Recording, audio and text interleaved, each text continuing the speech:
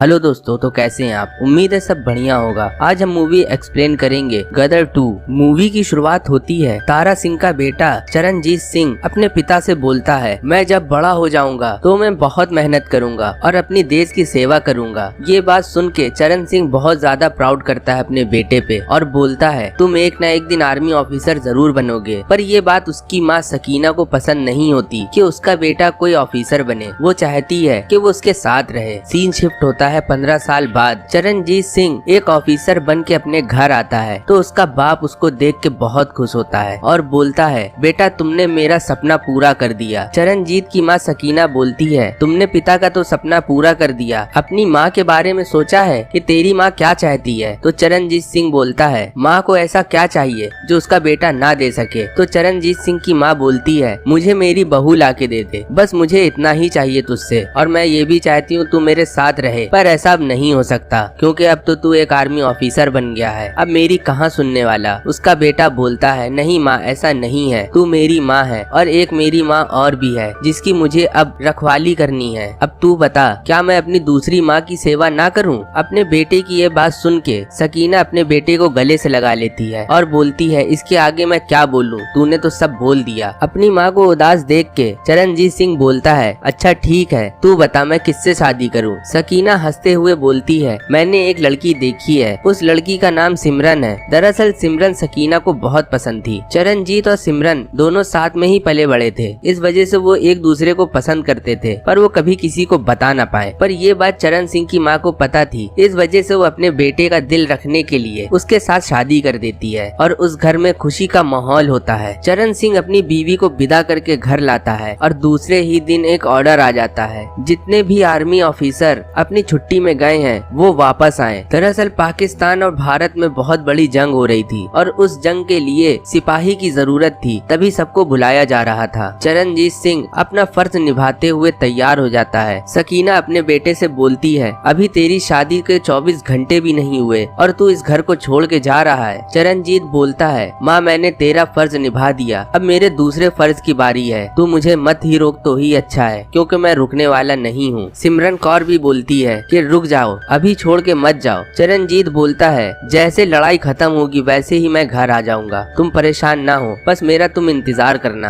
अपने माँ बाप और अपनी बीवी से विदाई लेके चरणजीत अपनी दूसरी माँ की सेवा करने के लिए चला जाता है। वो माँ धरती माँ थी। ड्यूटी में आने के बाद वो सीधा जंग में भेजा जाता है। पाकिस्तान और इंडिया की जंग बहुत दिनों से चलती आ रही थी, पर ये लड़ाई खत्म नहीं हो रही थी और बहुत दिनों बाद ये लड़ाई खत्म होती है और इस लड़ाई में बहुत से लोग मारे जाते हैं। अंत में ये लड़ाई इंडिया जीत जाता है। इंडिया एक त्रुटि साइन करता है कि जो उसके सिपाही हैं उसको वापस करे और जो उनके पास सिपाही हैं पाकिस्तान के वो वापस करेंगे। इंडिया ईमानदारी से अपने पूरे सिपाही जो पाकिस्तान के उसने पकड़े थे वो वापस कर देता है और पाकिस्तान भी यही करता है, इंडिया के सारे सिपाही अपने भारत में भेज देता है। पूरा भारत अफसोस कर रहा है, बहुत लोग मारे गए। ये न्यूज रेडियो में आ रही थी पर घर वाले सबके घबरा रहे थे कि मेरा बेटा वापस नहीं आया, मेरा बेटा वापस नहीं आया। और उसमें एक खबर और भी होती है, जिस बटालियन में चरणजीत सिंह होता है वो बटालियन भी पूरी मारी जाती है, पर ये बात बताई नहीं जाती क्योंकि बहुत से ऐसे सैनिक हैं जिनके बारे में अभी तक कोई जानकारी नहीं। पर ये बात केवल सनी देओल मतलब तारा सिंह को पता होती है। तारा सिंह अपने घर में ये बात नहीं बताता। जब घर वाले पूछते हैं कि चरणजीत कब आएगा तो तारा सिंह बोलते हैं, अभी तो जंग खत्म हुई है, अभी बहुत से ऐसे काम होते हैं जो सिपाहियों को करने होते हैं, अभी समय लगेगा। और ऐसे ही एक साल बीत जाता है। एक साल बीतने के बाद भारत के सिपाही किसी एजेंट को पकड़ते हैं और उसको बहुत टॉर्चर करते हैं और वो सभी सीक्रेट बताने लगता है कि वो भारत क्या करने आया था। और बातों ही बातों में वो ये भी बताता है, पाकिस्तान के पास 5 सिपाही अभी भी कैद हैं। तो आर्मी वाले पूछते हैं, कौन से 5 सिपाही? ऐसे तो बहुत से सिपाही हैं जो गायब हैं, पर उनमें से कौन से 5 सिपाही जो तुम्हारे पास हैं? वो बोलता है, मुझे नाम नहीं पता।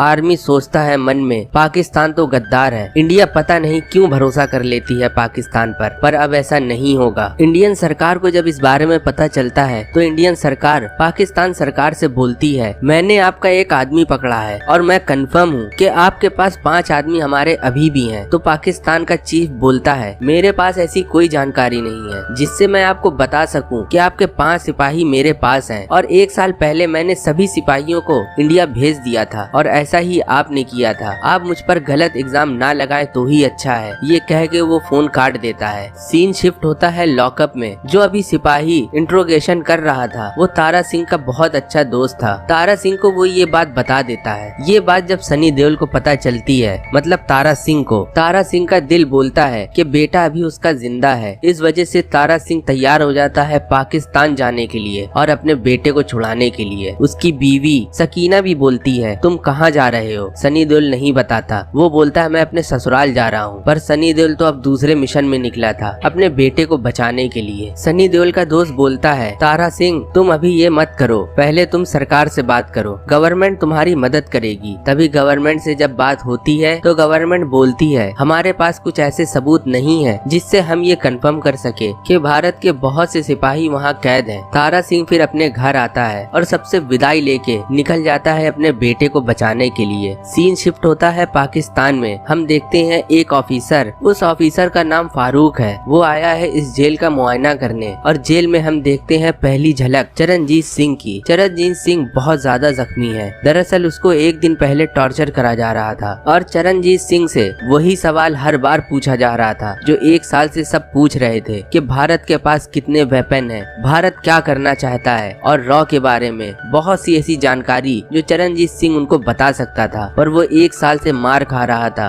और इनकी परेशानियां और टॉर्चर झेल रहा था, पर वो ये सब नहीं बताता और उसको फिर लॉकअप में डाल देते हैं। अब वो बहुत ज्यादा गंभीर स्थिति में है, उसके बदन से खून भी निकल रहा है। पर फारूक उसको देख के बहुत हंसता है और बोलता है एक दिन ऐसा आएगा कि मैं तुझको तड़पा के मारूंगा। वो बोलता है कि जान से ज्यादा मेरा देश है और देश के लिए मैं कुछ भी कर सकता हूँ। तू मुझे कभी नहीं मार सकता क्योंकि मैं अपने देश के लिए पहले ही अमर हो चुका हूँ। उस जेल में हम बहुत से आर्मी ऑफिसर देखते हैं जो सालों से उस जेल में कैद हैं और उन सिपाहियों को साथ ना ठीक से पेट भर खाना दिया जाता है ना ठीक से सोने दिया जाता है। फारूक वहाँ के गार्ड से बोलता है ना इनको जीने दो ना इनको मारो, बस इनको इतना खाना दो कि ये जिंदा रह सके। आखिर में तो ये सब उगल ही देंगे जो मुझे सुनना है इनके मुंह से। और ये बात कह के वहाँ से वो चला जाता है। सीन शिफ्ट होता है सनी देओल की तरफ। तारा सिंह की मदद अब कोई नहीं कर सकता, ना गवर्नमेंट ना वहाँ के लोग। तारा सिंह फिर एक ऑफिसर से मदद लेता है, बोलता है मुझे जैसे भी करके पाकिस्तान बस पहुँचा दो। वो ऑफिसर तारा सिंह को एक मालगाड़ी में बैठाता है और बोलता है ये मालगाड़ी पाकिस्तान में रुकेगी और पाकिस्तान में रुकने से पहले तुम्हें इस गाड़ी से उतरना होगा। तारा सिंह ऐसा ही करता है। पर तारा सिंह मालगाड़ी जब स्टेशन में रुकती है तभी वो उतरता है। सब उसको देखते हैं पर कोई कुछ नहीं करता। तारा सिंह पाकिस्तान में बहुत दिन बिताता है पर तारा सिंह को ये नहीं पता चल पाता कि उसका बेटा चरणजीत सिंह कहाँ कैद है। तारा सिंह अपने दोस्त रहमान से मिलता है और उसको अपनी पूरी बात बताता है कि उसका बेटा पाकिस्तान में कैद है। तो वो तय करता है तारा सिंह की मदद करने के लिए। दरअसल बंटवारे के टाइम तारा सिंह का ये दोस्त पाकिस्तान में ही रह गया। रहमान भरोसा दिलाता है कि मैं तुम्हारी मदद जरूर करूंगा। रहमान का एक दोस्त पाकिस्तान की आर्मी में एक कमांडर होता है। वो अपने दोस्त को खाने में बुलाता है और वो तीनों बैठ के आपस में बात करते हैं। उस आर्मी ऑफिसर को ये नहीं पता कि तारा सिंह हिंदुस्तान से आया है। तभी तारा सिंह बोलता है भारत के बहुत से सिपाही हैं जो पाकिस्तान ने अपने कैद में रखे हैं और वो कहाँ रखे जाते हैं। तो वो ऑफिसर बताता है कि पाकिस्तान के अंडरग्राउंड जेल है और उस जेल में बहुत से कैदी हैं जो भारत के हैं। ये बात सुन के तारा सिंह सुकून की सांस लेता है। तारा सिंह को ये पता चल गया कि उसका बेटा किस जेल में है, पर वो जेल अब जाए कैसे। दरअसल वो जेल बहुत हाई सिक्योरिटी में है और उस सिक्योरिटी को तोड़ना बहुत मुश्किल है। तारा सिंह कुछ दिनों में एक प्लान बनाता है। प्लान ये है कि तारा सिंह रात में एक आर्मी ऑफिसर बन के जाएगा और अपने बेटे को छुड़ा के ले आएगा। तारा सिंह ऐसा ही करता है। तारा सिंह पाकिस्तान आर्मी की वर्दी पहन के वो जेल पहुंचता है। चारों तरफ काला अंधेरा है और बहुत सन्नाटा है। पाकिस्तान के हाइट आउट में एक सिपाही गश्त दे रहा था। मौका देख के तारा सिंह उस सिपाही को पकड़ लेता है और जान से मार देता है और उसका आईडी कार्ड लेके तारा सिंह उस जेल के अंदर घुसता है। वो काफी अंदर जाने के बाद भी उसके बेटे का कोई अता पता नहीं होता। तभी तारा सिंह को कुछ आवाजें आती हैं। दरअसल वो आवाज किसी को टॉर्चर करने की थी। तारा सिंह उस आवाज का पीछा करते हुए उस तरफ भागता है पर वो आवाज थोड़ी देर में बंद हो जाती है। तारा सिंह एक लॉकअप के पास आके रुकता है। उस जेल के लोग तारा सिंह से खाना मांगते हैं, बोलते हैं हमें खाना दो, मुझे भूख लग रही है। उन लोगों को ये नहीं पता होता कि तारा सिंह एक इंडियन है। तारा सिंह उनका प्रिजन खोलता है और उनसे बोलता है मैं तुम्हें बचाने आया हूँ और मैं सबको बचाऊंगा, बस मेरे बेटे को देखा है तुमने? तो वो पूछते हैं तुम्हारे बेटे का क्या नाम है? तो तारा सिंह बताता है मेरे बेटे का नाम चरणजीत सिंह है। तो वो सब एक तरफ इशारा करते हैं। चरणजीत सिंह कोने में कहीं पड़ा है। तारा सिंह जब उस जेल के कोने में जाता है तो अपने बेटे की हालत देख के रोने लगता है और देखता है कि उसका बेटा बहुत जख्मी है। वो बोलता है, बेटा अब तुम परेशान ना हो, मैं तुम्हें बचाने आ गया हूँ। तारा सिंह सबको एक एक करके वहाँ से निकालने लगता है। ये खबर पूरे जेल में पता चल जाती है और सायरन बजने लगता है। तभी वहाँ के गार्ड तारा सिंह के पीछे लग जाते हैं। तारा सिंह के साथ जो लोग होते हैं, तारा सिंह उनको आगे भेज देता है और अपने बेटे को भी भेज देता है और बोलता है, चलो मैं आ रहा हूँ। तारा सिंह इतना गुस्से में होता है अपने बेटे की हालत देखने के बाद कि वो सभी गार्डों को बहुत बुरी तरीके से मारता है और जान से मारने के बाद फिर वो अपने वो जेल के एरिया को क्रॉस करते हुए जंगल की तरफ भागता है। ये बात फारूक को भी पता चल जाती है तो फारूक हाई अलर्ट करके ये बोलता है, चारों तरफ नाकाबंदी कर दो, हमें किसी भी हालत में उस इंसान को पकड़ना है जिसकी इतनी हिम्मत हो गई कि वो हम लोग के पाकिस्तान में घुस के हमारे नीचे से वो सिपाही सब ले जाए और हमें उन सिपाहियों को भी पकड़ना है। तभी उसमें से एक ऑफिसर बताता है वो सभी जंगल की तरफ भागे हैं। फारूक फिर एक छोटी सी टुकड़ी उस जंगल की तरफ भेजता है और उस जंगल में सभी इंडियन सोल्जर और तारा सिंह अपने बेटे के साथ छुपे होते हैं और वहाँ जब पाकिस्तानी आर्मी आती है तो तारा सिंह उनको बहुत बेरहमी से मारता है और अपने गुस्से के आगे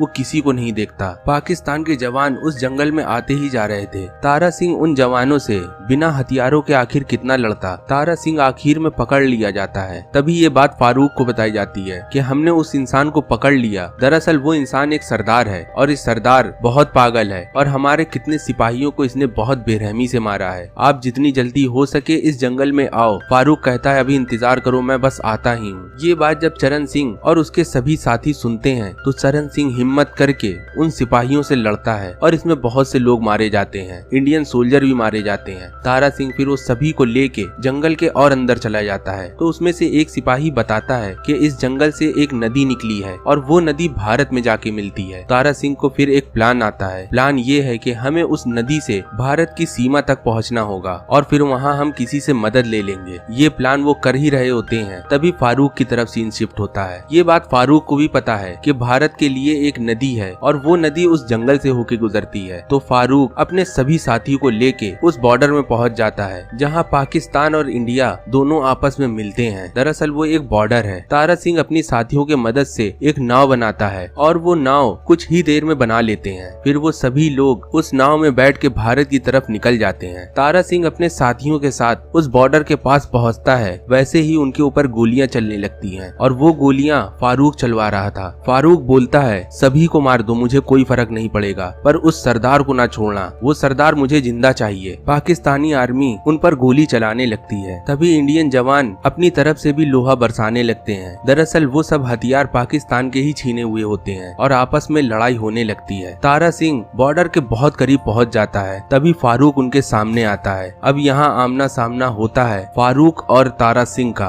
दोनों में बहुत बुरी लड़ाई होती है और इस लड़ाई में तारा सिंह फारूक को बहुत बुरी तरीके से मारता है। एक एक दिन का बदला लेता है। जब उसके बेटे को उसने तड़पाया था आखिर में वो उसको मार ही देता है। फिर तारा सिंह अपने पूरी बटालियन के साथ भारत में इंटर करता है और भारत के जवान जो वहाँ पहरा दे रहे थे वो उनको पकड़ लेते हैं। फिर वो सभी सिपाही एक दूसरे को पहचान लेते हैं। अगले दिन ये बात पूरे देश में हो जाती है कि तारा सिंह ने बहुत जवानों को पाकिस्तान से बचा के इंडिया लाया है और उसको सम्मानित किया जाता है और यहीं से कहानी